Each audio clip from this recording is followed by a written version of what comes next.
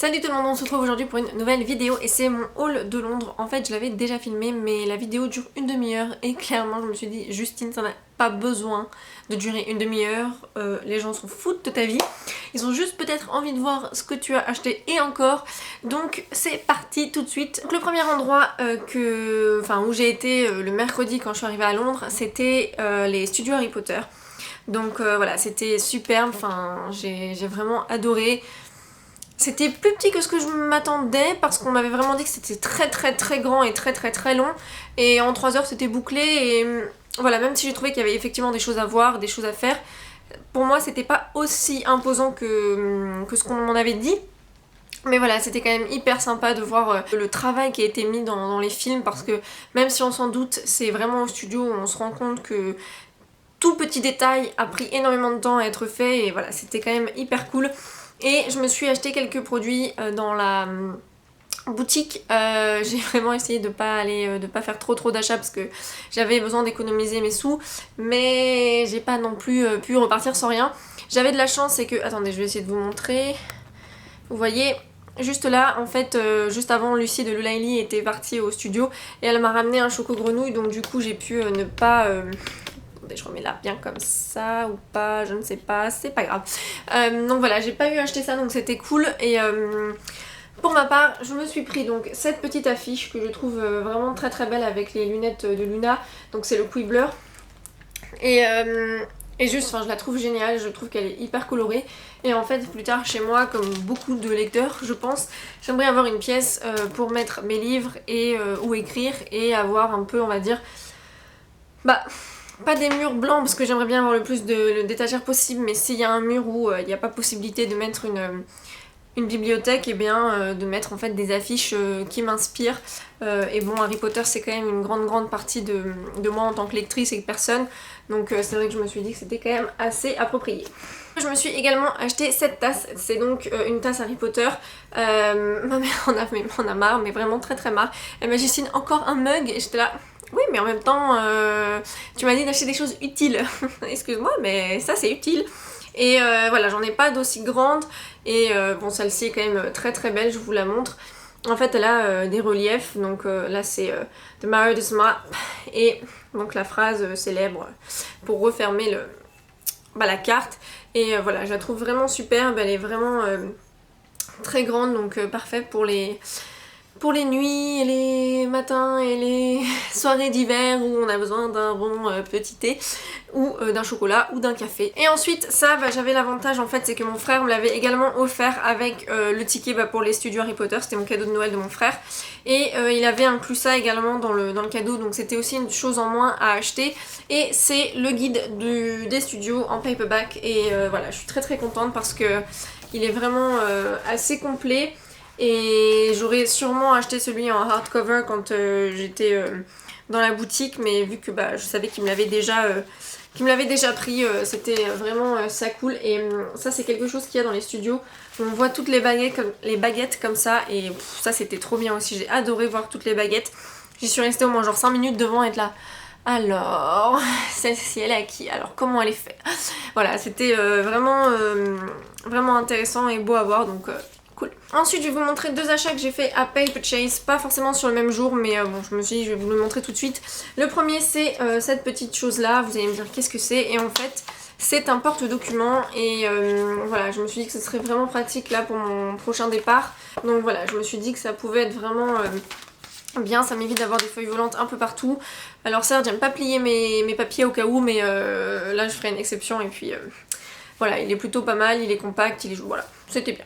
Le samedi j'étais au YALC, une convention avec des auteurs YA, et juste j'en pouvais plus dans la journée, j'avais mal aux pieds, mais en fait je vous explique même pas comment j'avais mal aux pieds pendant tout mon séjour. Et en fait je devais aussi également porter les livres que j'avais achetés dans un sac plastique qui est en train de me démonter les doigts, et le soir je devais encore aller danser la salsa et compagnie, et je me suis dit c'est pas possible, donc je suis allée à Paperchase et en fait je me suis acheté un tote bag. Donc c'était pas bien grave comme achat parce que j'adore les tote bags et que j'en fais la collection, mais c'était quand même pas prévu dans mon budget. Mais je vous montre un petit peu plus proche parce que il est vraiment trop chou. Donc voilà, j'essaie de monter doucement. pour vous montrer les détails. Voilà. Il est vraiment... Enfin, ça fait une semaine ou deux, là, enfin, je sais plus combien... Ça fait genre 10 jours que je suis rentrée. Je n'arrête pas de le porter. Il suit bien avec mes habits parce que je porte beaucoup de bleu en ce moment. Et il est très solide et les anses font vraiment une taille très bien parce que du coup, voilà, vous voyez, c'est assez bas. Donc c'est parfait. Cet achat, beaucoup de gens ont rigolé en fait quand je l'ai montré parce que c'est vrai que c'est pas forcément de mon âge. Et en même temps, moi c'est pas moi qui ai décidé de mon âge non plus, donc je me dis que voilà. Et j'aime bien tous ces trucs un peu Tumblr, donc je me le suis pris, il était pas très cher. Et donc c'est voilà, un Tumblr pour voir ce que vous voulez. Et en fait c'est une licorne, je ne sais pas si vous verrez bien avec les reflets. Et en fait il y a écrit I don't believe in humans, so... Ouais, voilà. Je sais, j'ai pas 3 ans mais c'est pas grave. On passe au livre donc acquis au YALC. YALC qui est donc la convention qui se passe en même temps que la London Film Comic Con, donc dans le même bâtiment. Mais c'est une convention sur autour de la littérature YA. Et voilà, c'est la 3e année je crois qu'ils le font maintenant, quelque chose comme ça. Et ça faisait un moment que je voulais y aller. Et en fait cette année je me suis décidée tout simplement parce que je savais que je voulais retourner à Londres pour les vacances. Et en fait quand j'ai appris que David Levithan, donc l'auteur de Everyday, serait là, clairement je me suis dit je ne peux absolument pas rater ça. Après j'ai appris que V.E. Schwab, donc l'auteur de Vicious aussi, serait là. Donc ma foi je me suis dit c'est parti mon kiki, on y va. J'aurais aimé y aller les 3 jours, ou en tout cas 2 jours sur 3 parce que il y a plein d'auteurs en fait qui étaient pas là le samedi. C'était un peu triste pour le coup. J'ai également trouvé que le samedi il y avait beaucoup moins de ce qu'ils appellent les freebies et les goodies et compagnie. J'ai trouvé qu'il y en avait beaucoup moins que le vendredi et le dimanche. Alors certes je suis pas venue là pour avoir des trucs gratuits, mais c'est vrai que je me dis juste pourquoi est-ce qu'il y en a eu plus le vendredi et le dimanche et pas le samedi. Mais bon, ça c'est vraiment pas grave, de toute façon je pouvais pas tout prendre dans ma valise non plus. Mais voilà, j'ai eu quand même quelques petites cartes, des petits goodies, voilà, genre des badges et compagnie. Et il y avait un livre gratuit, alors celui-ci je l'ai vu passer sur les chaînes américaines. En fait c'est un livre qui a été donné pour le World Book Day en mars. Mais je ne sais pas en fait de quoi ça s'agit. En fait c'est Kindred Spirits de Rainbow Rowell. Je l'ai peut-être déjà dit ça, est-ce que je l'ai dit ou pas? Je ne sais plus, c'est pas grave. Et là il y a écrit que c'est pour les lecteurs plus âgés. Et je présume que c'est une petite novella, parce que ça fait 50 pages donc c'est pas un full roman quoi. Mais du coup je ne pourrais absolument pas vous dire de quoi ça parle parce que je n'ai pas la moindre idée. Ce livre n'était pas prévu dans mes achats, mais les femmes sur le stand ont bien su me le vendre. En fait je l'avais déjà repéré, mais je comptais absolument pas me le prendre tout de suite. Parce que déjà j'ai assez de livres à lire dans ma bibliothèque. Et parce que voilà, c'est vrai que c'était pas dans mes priorités. Mais elles me l'ont bien vendu et voilà, quand on me sort réécriture de conte plus féminisme, tout de suite, voilà, quoi. Je veux dire, c'est pas difficile. En plus, c'était qu'à 5 pounds, donc c'est pas... Voilà. Il s'agit donc de A Thousand Nights de E.K. Johnston. Et est-ce qu'on en parle de cette couverture ou bien parce que juste... regardez-moi cette couverture de taré mental. Et donc voilà, c'est tout ce que je sais, c'est que c'est le conte des mille et une nuits, donc réécrit avec un peu de féminisme et ça a des bonnes critiques sur Goodreads, donc ma foi j'ai hâte de le découvrir. Ensuite il y a évidemment ce livre que je ne pouvais pas ne pas acheter. En fait j'aurais pu me le prendre bien avant mais je savais que je le prendrais à Londres, donc c'est pour ça que je n'ai pas craqué dès sa sortie. Il s'agit de You Know Me Well de David Levithan et Nina Lacour. Nina Lacour, j'ai un autre de ses livres que j'avais acheté aux États-Unis il y a 2 ans qui est juste là si vous pouvez le voir. Ça s'appelle Everything Leads to You. Dans ce roman-là, on suit une jeune fille lesbienne et un jeune homme homosexuel. Et en fait je l'ai lu, je ne vous en dis pas plus pour le moment puisque je vais vous en parler dans l'update lecture. Mais évidemment c'était une superbe lecture. Qu'est-ce que je peux vous dire de plus sur David Levithan? Ce mec m'impressionne à chaque fois. Et en fait donc j'ai eu 2 petites cartes, c'est les seules que je vais vous montrer. Un autre livre que j'ai déjà lu, un autre livre que j'ai beaucoup aimé et un autre livre qui est un livre absolument magnifique. Il s'agit de On the Other Side de Carrie Hope Fletcher. Donc cette jeune fille elle est youtubeuse, c'est également la sœur de Tom Fletcher qui est le chanteur du groupe McFly. Donc si vous étiez un adolescent dans les années 2000, je pense que vous vous souvenez de McFly.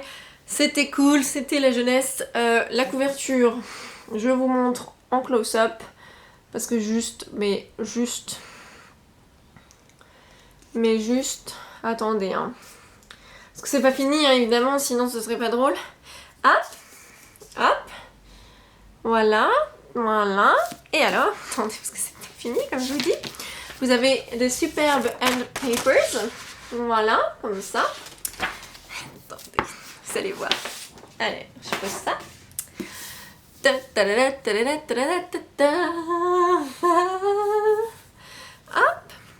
et hop, voilà, n'est-ce pas? Je sais. Ensuite, pour démarrer les... Vraiment, alors attendez, parce que il faut que je trouve, je sais plus où elle est la page. Alors là, vous avez un début de partie et vous avez également des petits ajournements en début de chapitre. Voilà, c'est vraiment un bel objet livre. En plus, c'était une superbe lecture et en plus, il m'a coûté 50% moins cher à Waterstones quand j'y étais. Donc en gros, ce hardcover magnifique dont la lecture était géniale m'a coûté 6,99 £, donc que demander de plus. Ou 6,59 £, ou 6,49 £, un truc comme ça.